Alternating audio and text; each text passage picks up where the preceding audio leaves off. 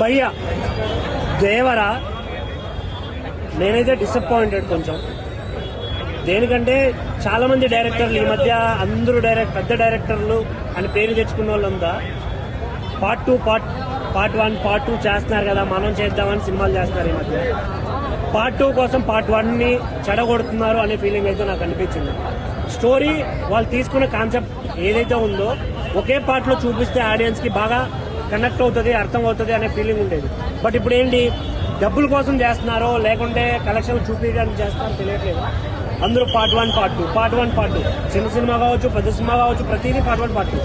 దానివల్లే first part పోతుంది అనే ఫీలింగ్ అయితే వచ్చింది. ఈ మధ్య చాలా ఫస్ట్ పార్ట్ పోయాయి. అలాగే ఇది కూడా సేమ్ అంతే అనిపించింది. సినిమా మొత్తంలో ఓన్లీ 1 మ్యాన్ షో. తారకన్నా వి లవ్ యూ. మీ పర్ఫార్మెన్స్ వేరే లెవెల్ అసలు. ఒక్కడే సినిమా మొత్తం మాస్ డైలాగ్ కావచ్చు, డాన్స్ కావచ్చు, ఫైట్ కావచ్చు, బ్యాక్గ్రౌండ్ లో ఎంతమంది యాక్టర్లు ఉన్నా ఓన్లీ 1 అండ్ ఓన్లీ తారకన్నా వేరే అసలు.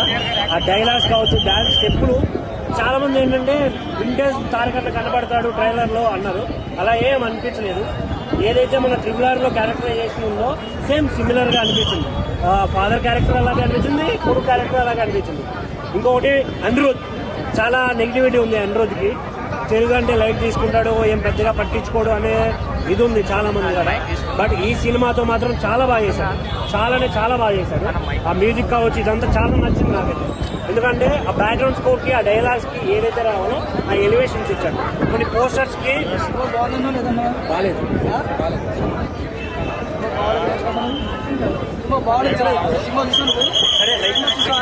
సినిమా చూసావా?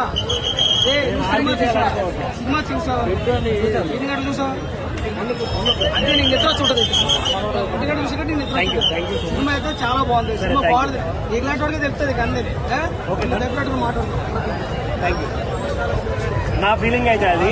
ఎవడైతే థియేటర్కి వస్తాడో తారకన్న కోసం మాత్రమే వస్తాడు కాబట్టి వాళ్ళు హ్యాపీ. ఆ విషయం నేను చెప్తాను. ఒక సినిమా బ్లాక్ బస్టర్ అవ్వాలంటే ఒక మాస్ హీరో ఫేమ్ ఉన్న ఏ యాక్టర్కైనా ఆయన చూసి మాత్రమే థియేటర్కి వస్తాడు. సో ఆయన చూసి థియేటర్కి వచ్చినప్పుడు అది యావరేజ్ అవుతుంది. డైరెక్ట్ ఎఫెక్ట్స్ లేకుంటే ఆ స్టోరీ కంటెంట్ దీనివల్ల మాత్రమే సినిమా బ్లాక్ బస్టర్ అవుతుంది. ఇది నాకైతే అనిపించిన విషయం ఇది. ఇంకొకటి మెయిన్ గా డైరెక్టర్ విషయంలో నాకు చాలా ఇది అనిపిస్తుంది. ఒకప్పుడు శ్రీమంతుడు ఈ సినిమాలు చేసేప్పుడు ఆయన విజన్ ఎలా ఉండేది. ఎప్పుడైతే అందరూ పాన్ ఇండియా సినిమాలని పార్ట్ 1 పార్ట్ 2 అని తీసే టైంకి సినిమాల్లో స్టోరీ తగ్గిపోయి ల్యాగ్ ఎక్కువైపోతుంది సినిమాల్లో. జాన్వీ కపూర్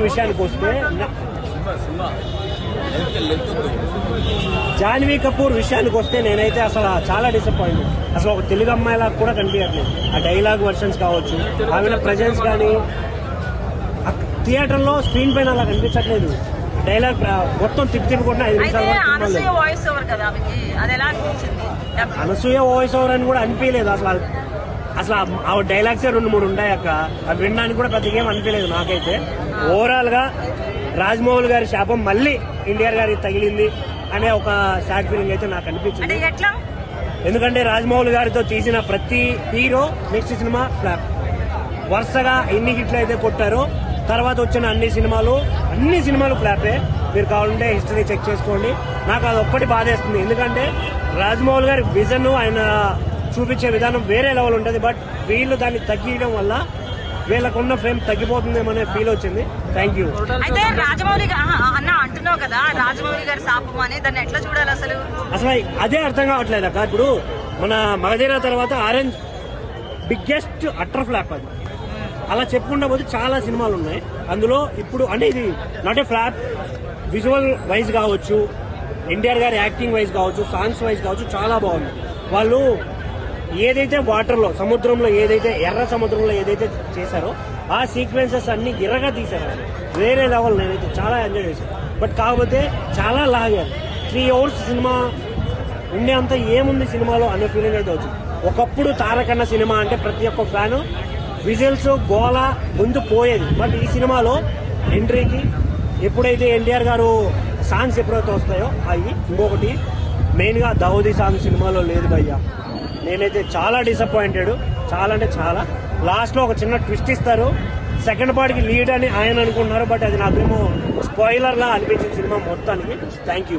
అయితే ఒక్క నిమిషం నెక్స్ట్ మహేష్ బాబు ఉన్నాడు మన రాజమౌళి చేతిలో, ఏంటి పరిస్థితి? అది ఇంకా చాలా టైం ఉంది, అప్పుడు మాట్లాడుకుందాం అక్క. ఎందుకంటే నియర్లీ 4 years పడుతుంది. 4 పట్టచ్చు, 10 కూడా పట్టచ్చు. We don't know. So Mahesh బాబుకి నెక్స్ట్ ఫ్లాపా రాజమౌళి సినిమా తర్వాత? మరి అది కంటిన్యూ అయితే అవ్వచ్చు, అది చెప్పలే, మన చేతిలో ఉండదు కదా, బేస్డ్ ఆన్ డైరెక్టర్స్. ఆ.